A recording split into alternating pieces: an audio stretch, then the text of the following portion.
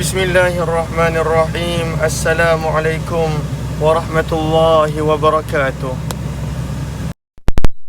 Bismillah, alhamdulillah, wassalatu wassalamu ala habibillah Sayyidina Muhammad ibn Abdillah wa ala alihi wa sahbihi wa mawalah. Allahumma rabbi syrah lana sudurana wa yassir lana umurana wahlul 'uqdatam min alsinatina yafqahu aqwalana. Allahumma faqqihna fid din wa 'allimna at-ta'wil.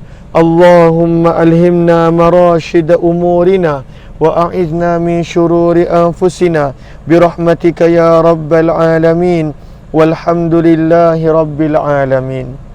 Ahlan kepada sahabat-sahabat semua. Apa khabar? Kita bertemu dalam pertemuan program Hamba Ilahi siri yang ke-78 bersama dengan saya Umar Aziz. Moga-moga pertemuan ini ada manfaatnya, ada pengajarannya, ada kebaikannya, ada sesuatu yang boleh kita bawa dalam kehidupan dan amalan seharian. Amin amin ya rabbal alamin. Ahlan kepada sahabat-sahabat yang bersama. Saya nampak dorang komen antaranya Kak Karimah, Khalid Sprit, Safia Sapian, Zaliha Kamaruddin, Hamimah Musan, Hasma Muhammad, Nur Hayati Yahya, Nani Hayati Kamaruddin, Norisa Wan Hasan dan juga sahabat-sahabat yang lain. Ahlan. Waalaikumsalam warahmatullahi wabarakatuh. Kepada semua yang memberi salam, terima kasih kepada semua yang mendoakan dan juga yang bersama pada malam, pada petang ini. Malam pula, petang. Okey. Lalu hari ini kita telah tiba pada muka surat yang ke-128, menceritakan tentang lafaz amin. Sebentar. Allahumma salli ala sayyidina Muhammad. Okey.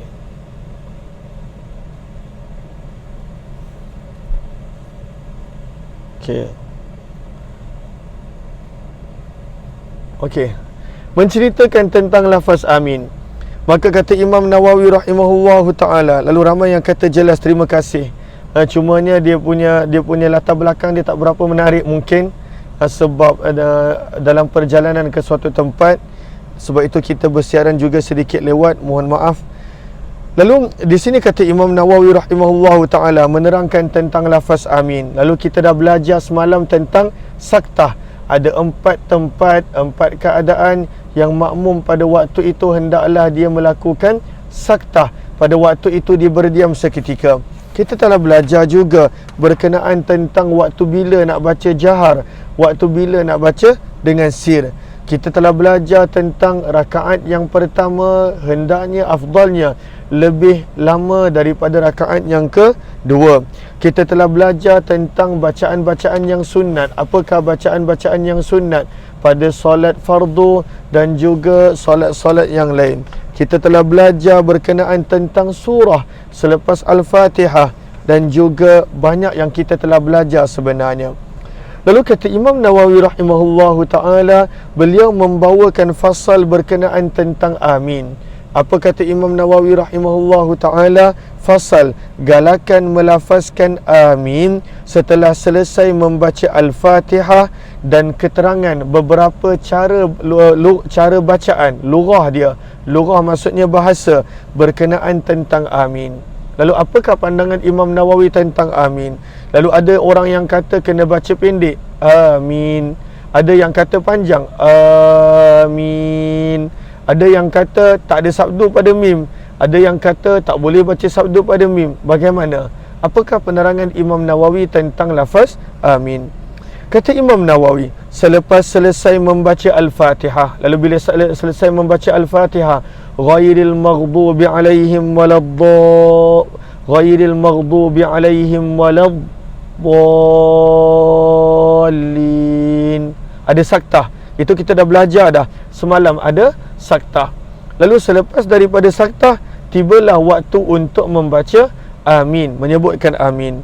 Maka pada waktu itu kata Imam Nawawi rahimahullah, ustuhibba lahu an yaqula amin. Disunnatkan menyebut amin. Disunnatkan untuk menyebut amin. Kenapa sunat untuk menyebut amin? banyak hadis sahih yang menjelaskan keutamaan. Keutamaan maksudnya kelebihan dan kebesaran pahala dalam hal ini. Maka banyak hadis, sebab itu disunatkan untuk membaca amin. Tapi Imam Nawawi taklah bawakan dalil-dalil itu kerana nak diringkaskan dan nak juga memudahkan. Kata Imam Nawawi rahimahullahu ta'ala, lalu waktu bila nak baca amin ni, adakah pada rakaat pertama sahaja? Maka kata Imam Nawawi rahimahullahu ta'ala, bacaan amin ini disunatkan setiap kali membaca Al-Fatihah. Setiap kali membaca Al-Fatihah sunat untuk menyebut amin. Adakah dalam solat sahaja ataupun di luar solat? Lalu ahlan-ahlan kepada sahabat-sahabat yang baru join, kita sedang membaca pada muka surat 128. Maka adakah amin ni sekadar dalam Al-Fatihah waktu solat? Luar solat tak ada. Bagaimana? Maka kata Imam Nawawi rahimahullah, ianya sunat setiap kali membaca Al-Fatihah, sama ada dalam solat ataupun di luar solat. Lalu ini yang kadang-kadang orang terlepas pandang. Lalu diingat dalam solat je, luar solat tak ada amin. Dalam solat je amin, luar solat tak ada.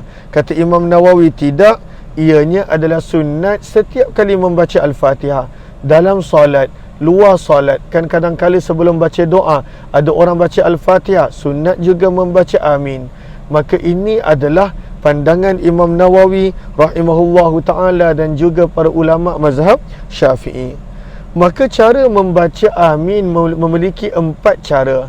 Kata Imam Nawawi rahimahullahu ta'ala, yang paling benar dan yang paling masyhur, bagaimanakah cara bacaan amin?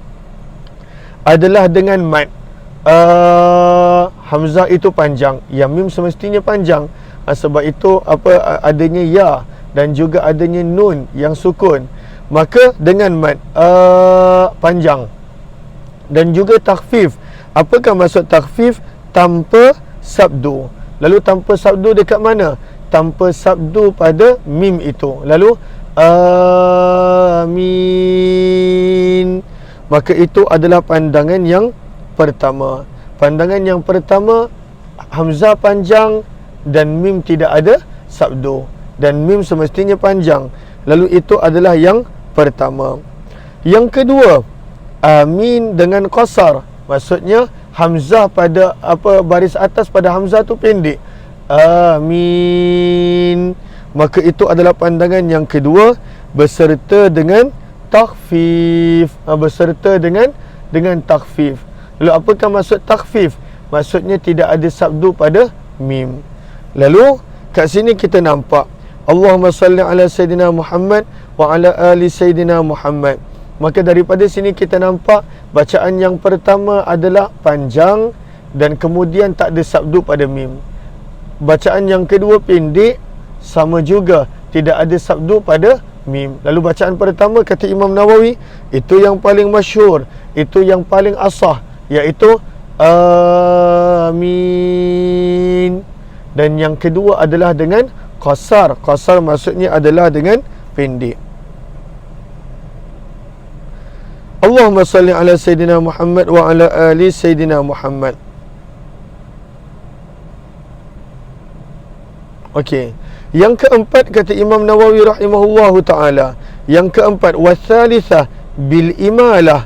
Yang keempat, amin itu dibaca dengan imalah. Amin itu dibaca dengan imalah. Dengan imalah.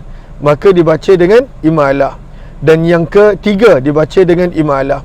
Maka di sini imalah tak disebut sama ada dibaca dengan panjang ataupun pendek. Sebab itu Ibnu Allan rahimahullahu ta'ala pada waktu itu menerangkan ada yang berpandangan pada waktu itu imalah itu dibaca dengan panjang. Wal imalah ma'al mad ruwiya zalika an Hamzah. Maka dibaca dengan mad pada waktu itu imalah.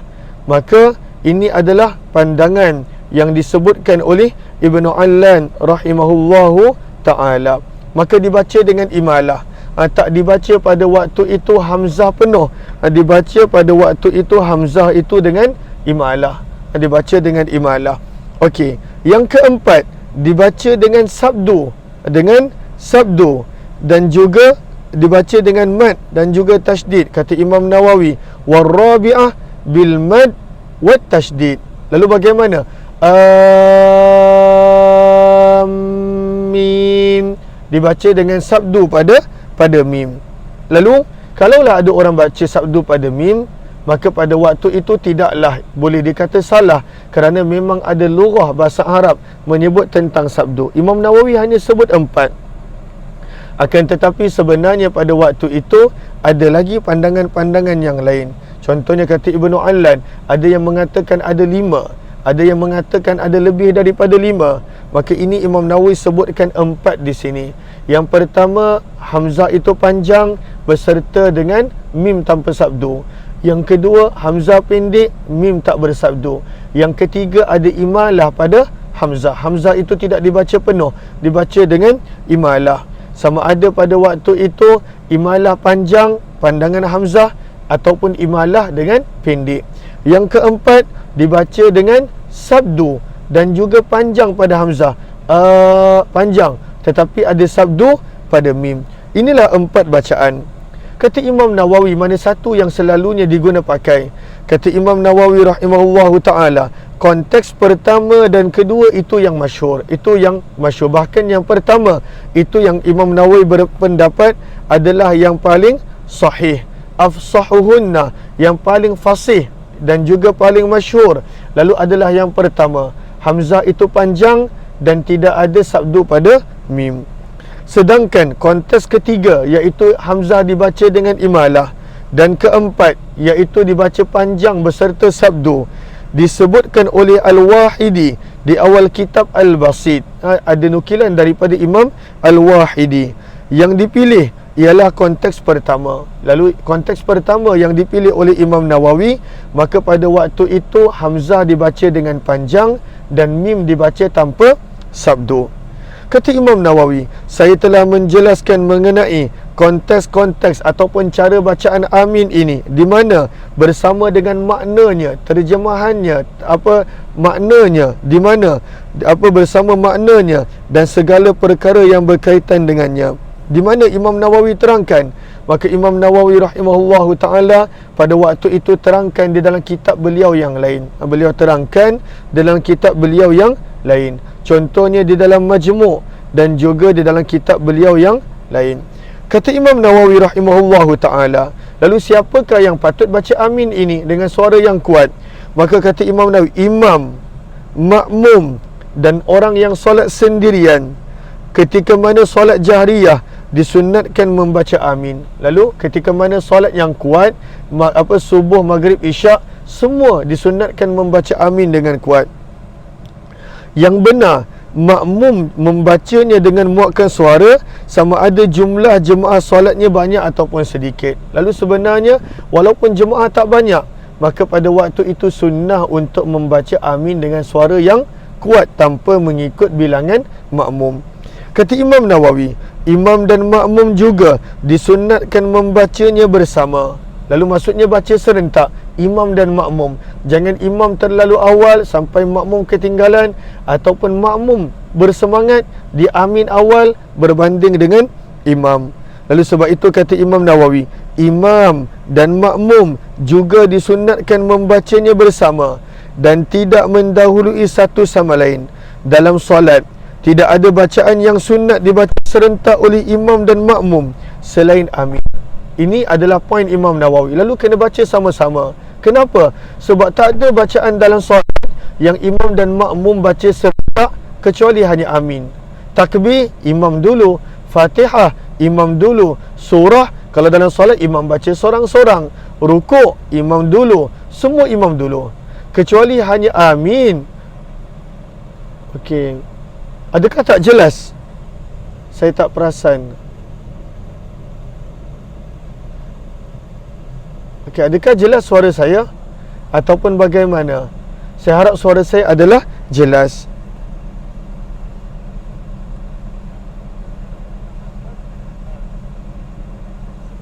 Adakah suara saya tak jelas? Okey. Saya harap suara saya adalah jelas. Kalau saya tak jelas, kalau tak jelas, saya mohon Maaf. Okey. Allahumma salli ala Sayyidina Muhammad wa ala ali. Lalu ramai yang kata jelas. Okey, USJ okey, jelas. Okey. Lalu kata Imam Nawawi, bacaan yang dibaca imam dengan makmum dalam solat hanya amin. Lalu kenapa makmum nak baca dulu ataupun imam nak baca dulu? Bacalah serentak, bahkan itu disebutkan dalam hadis dan juga dalam riwayat. Sebab itu kata Imam Nawawi, dan dalam solat tidak ada bacaan yang sunat dibaca serentak oleh imam dan makmum selain amin. Pada bacaan yang lain, Al-Fatihah ataupun yang lain, makmum harus membaca selepas daripada imam. Makmum baca selepas imam. Maka inilah beberapa yang kita belajar. Yang pertama kita belajar tadi bahawa membaca amin adalah sunnah. Lalu kalaulah ditinggalkan tidak merosakkan solat. Yang kedua yang kita belajar, banyak pahala dan juga ganjaran untuk orang yang membaca amin. Okey. Lalu waktu bila nak baca amin, adakah hanya dalam solat? Adakah untuk imam sahaja? Lalu itu poin yang ketiga, imam, makmum, orang yang solat sendiri, sama ada dalam solat, luar solat, maka semuanya sunnah untuk membaca amin selepas Al-Fatihah.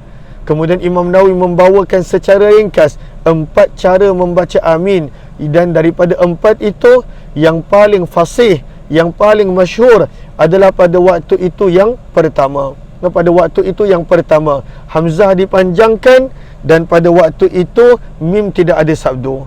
Jadi kat sini sebenarnya kita belajar. Apa yang kita belajar? Yang saya belajar adalah, maka kalaulah ada orang kata kalaulah baca amin dengan sabdu batal solat. Lalu kadang-kala kita pun tak pasti daripada mana sumber tersebut. Amin ni kena baca macam ni. Amin kalau salah batal solat. Padahal amin itu sunnah. Macam mana benda yang sunnah boleh batal solat? Boleh rosakkan solat. Dan kita pun belajar sebenarnya ada banyak lurah dalam amin. Walaupun dibaca dengan sabdu, ada lurah keempat. Sama ada dibaca dengan sabdu hamzah panjang, itu menurut pendapat Imam Hamzah, ataupun dengan hamzah yang pendek berserta sabdu, ada pendapat. Lalu sebab itu, apa yang saya faham di sini menjadi pengajaran untuk saya. Maka kena berhati-hati, kadangkala ilmu itu adalah luas. Jangan kita terlalu cepat pada waktu itu kata itu batal, ini batal. Kita terlalu mudah pada waktu itu merosakkan solat orang, menjadikan kadangkala orang takut nak solat. Orang pada waktu itu risau untuk solat. Semestinya semua orang kena belajar ilmu, kena menuntut ilmu. Tetapi kadangkala jangan kita kata amin begini batal solat. Padahal macam mana boleh batal solat? Ianya sunat. Pada waktu itu doa iftitah, bila tak baca macam ni, rosak solat. Makna berubah, rosak solat. Padahal kita dah belajar dah dalam perbincangan Al-Fatihah bahawa dalam bacaan Al-Fatihah, kalau makna berubah sekalipun, maka pada waktu itu tak batal solat. Kecuali ada yang sebahagian kita dah belajar, yang mana itu kita dah belajar pada muka surat yang keberapa?